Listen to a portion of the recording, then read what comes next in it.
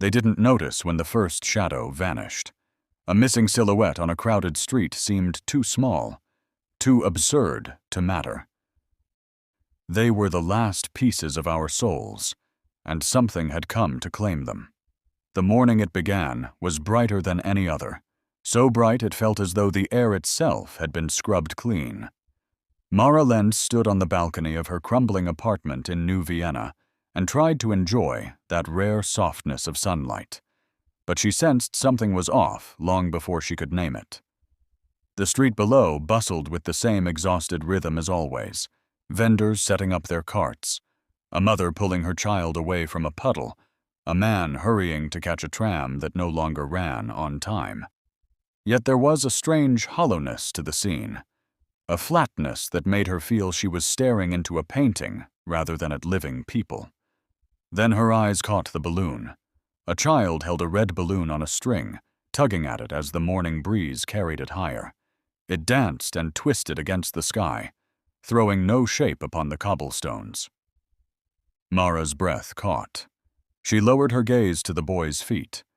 His body was there, his shoes striking the ground, but the light did not respond. No shape stretched out behind him, no familiar stain of darkness marking his presence in the world. Her throat tightened. She raised her own hand, fingers trembling. The light struck her skin with ruthless clarity, outlining every crease and scar. But beneath her feet, the stone floor remained blank. Her shadow was gone. By noon, the city was screaming. Television screens flickered with emergency broadcasts, though most networks collapsed under the sudden swell of hysteria. Scientists tripped over themselves to explain. Solar refraction, a bending of light caused by high-altitude particulates, electromagnetic distortions from solar winds. Politicians parroted the words temporary and harmless until those words sounded like jokes. But people felt it. The absence gnawed at them. Children refused to play outside, terrified of looking down and finding nothing there. Artists wept at blank canvases, for how could they sketch form without the darkness that gave it meaning? Priests dragged old myths out of forgotten scriptures and whispered to their congregations that shadows were not illusions, but fragments of the soul. Humanity had lost something vital, and the body could not survive long without the soul. The first deaths came 3 days later. They were not clean deaths. The victims were found curled into themselves, their faces locked in silent screams, skin pale as if all blood had been drawn away. Their eyes were wide open, reflecting light, but offering no depth, like mirrors shattered inward. Doctors could not explain. Some blamed heart failure from panic. Others whispered of some new plague. But Mara knew it was something else. She had spent her life studying the stars, cataloging the subtle tremors of the universe, and she had learned one truth: nothing vanishes without leaving a trace. Shadows were not gone. They had been taken. As days bled into weeks, the sickness spread. People grew weak, brittle, unable to rest. Sleep became shallow and filled with fevered visions. Mara woke each night, drenched in sweat, her dreams crowded with shapes she could not describe, as though something pressed itself against the veil of her mind, hungry for entry. Entire neighborhoods emptied as corpses piled up. Birds abandoned the skies. Dogs howled at nothing until they tore their throats raw. There were rumors. Survivors on the move whispered of a place where shadows still lingered. Some said it was a ruined city to the east, one of those ancient industrial sprawls left to rot decades earlier. Others insisted it was a lie spread by governments to lure the desperate into quarantine camps. Mara did not care. Her body was thinning, her nights unbearable, her breath shallow.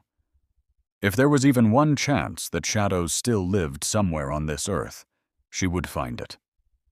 So she packed what she could carry: a half-empty canteen, a journal, the old revolver her father had once kept hidden, and a compass that no longer pointed north. And she began to walk. The roads were littered with bones of civilization. Cities were husks, Their windows smashed, their doors flung open like broken mouths. The farther Mara traveled, the more silence pressed upon her. Even the wind seemed reluctant to move. She passed corpses twisted in strange positions, as though something had drained them of more than just blood. At night she lit no fire, for the darkness no longer felt like a friend. Light without shadow was worse than blindness. It was exposure. Sometimes she swore she saw movement at the edges of her vision, flickers of black against the whitewashed streets. She would turn and find nothing. Yet when she closed her eyes, the flickers remained, sliding just beneath her lids, waiting. Once she dreamed of her childhood room and saw her shadow standing there without her, its head cocked, its smile wrong. She woke with claw marks on her arms, though her nails were short and blunt. The survivors she met along the way were mad, their eyes hollow. Some tried to follow her, babbling about the voices that whispered from the ground, but most collapsed before dawn. She buried none of them. She no longer had the strength. On the 21st day, she saw it, the skyline of the ruined city, its towers jagged like broken teeth, its streets drowned in dust. The sun bled red against the horizon as she stumbled through the gates, her body trembling with exhaustion. At first she thought it was only another graveyard. Then she saw it, a shadow. It stretched long and thin across a crumbling wall, moving with the tilt of the sun. Her heart surged. She staggered closer, tears stinging her eyes. The figure belonged to no living body, yet it breathed across the surface like smoke caught in glass. It bent, it shifted, it lifted a hand, though no hand cast it. Mara froze. Her skin prickled as though needles pushed through it. The shadow was looking at her. Mara could not move. The thing on the wall swayed gently, a blackness too deep to be simple absence. It stretched one arm, beckoning, and her body obeyed before her mind could protest.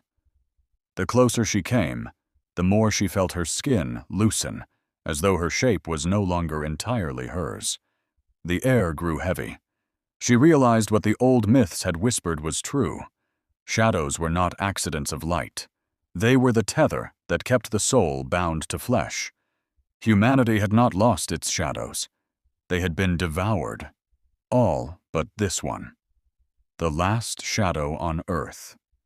It rippled with hunger, and she understood it had survived by waiting for a host. Her. Mara's mind screamed, but her body leaned closer. The wall pulsed. The shadow detached, stretching like tar, sliding toward her feet. It rose up her legs, a crawling frost, filling her veins. She felt herself thinning, her thoughts scattering into whispers, then to silence. When she awoke, she was lying on the cracked pavement, and for the first time in weeks, she saw it, her shadow. It stretched beside her, perfect, obedient, familiar. Relief flooded her chest. She was whole again. But then it moved. She had not. Her shadow's lips curled into a smile, and in that instant, Mara knew she had not destroyed the last shadow. She had given it a body. Humanity's final tether had returned to the world, not to save it, but to rule it. Somewhere deep inside, buried under a weight of black, she screamed, and the sound never reached the light.